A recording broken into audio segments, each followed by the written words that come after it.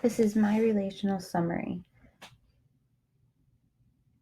Professor Culhane talked about the careless consumer and how most Americans have services that do not burden them to separate their waste streams appropriately, and they are in a way rewarded.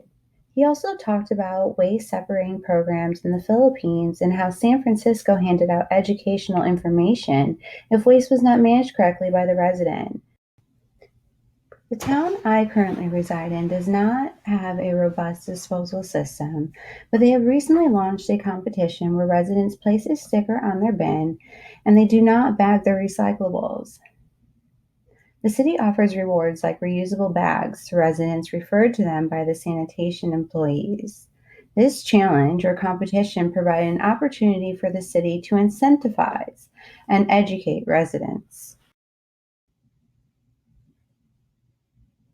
It's a win-win when the consumer is educated and the environment benefits. Right now, it's hard to imagine life without waste, almost as if we're drowning in it. But in the 1990s, eco-efficiency, doing more with less, created a link between efficiency and sustaining the environment. There are more success stories where companies financially benefit from creating pollution mitigation projects.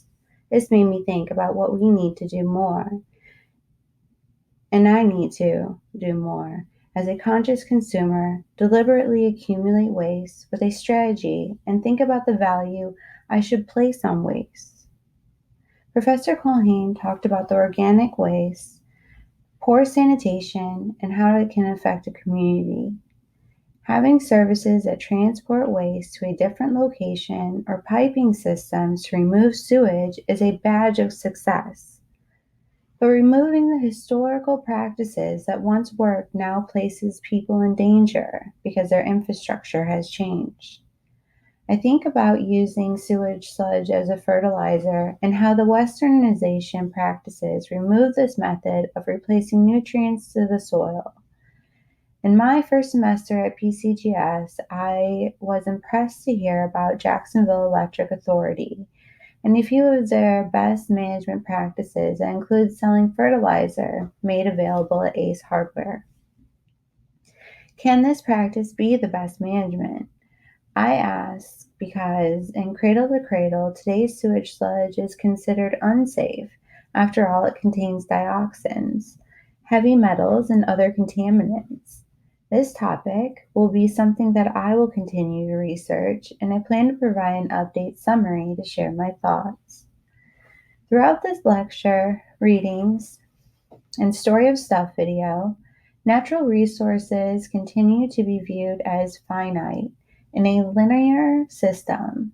To manufacture consumable products, resources are extracted, but along with the linear system, wastes are created and toxic gases are exhaled.